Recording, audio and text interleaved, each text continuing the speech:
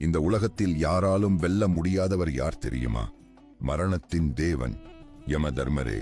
ஆனால் ஒருமுறை ஒரு பெண்ணால் அவரே தன் வாக்கை மீட்டுப் பெற முடியாமல் நின்றார். அந்த பெண் யார்? அவள்தான் சவித்ரி. அவள் காதலன் சத்யவான். சத்யவான் ஒரு தர்மமான அரசரின் மகன். ஆனால் அரசாசனத்தை இழந்ததால் வனவாசம் மேற்கொண்டிருந்தார். அவரை சவித்ரி காதலித்தாள். ஆனால் ஜோதிடர்கள் சொன்னார்கள், சத்யவான் 1 வருடத்திற்குள் மரணம் அடைவார். அதற்கு சவித்ரியின் பதில், நாள்கள் எத்தனை என்பதை எண்ணி காதலிக்கவில்லை. அவன்தான் என் வாழ்வு. அவனுடன் தான் வாழ்ந்தே தீர்வேன்.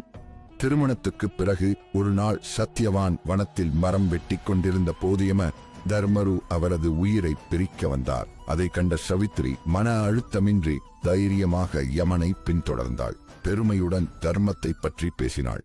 பக்தி ஞானம் கலந்த வார்த்தைகளால் யமனின் மனதை உருக செய்தாள். அதனால் யமன் இறங்கினார். 3 வரங்கள் கேள் என்றார். முதல் 2 வரங்களும் கேட்கப்பட்டது. தந்தையின் பழைய புகழ் திரும்ப வேண்டும். தன் சந்ததிகள் தர்மமிக்க வாழ்க்கை வாழ வேண்டும். 3வது மட்டும் ஆச்சரியமளித்தது. எனக்கு 100கணக்கான புத்திரர்கள் வேண்டும். யம தர்மருக்கே அதிர்ச்சி ஏற்பட்டது. உன் கணவன் உயிரில்லாதவர். இது சாத்தியமா என்றார். அப்போதுதான் உண்மை உணர்ந்தார்.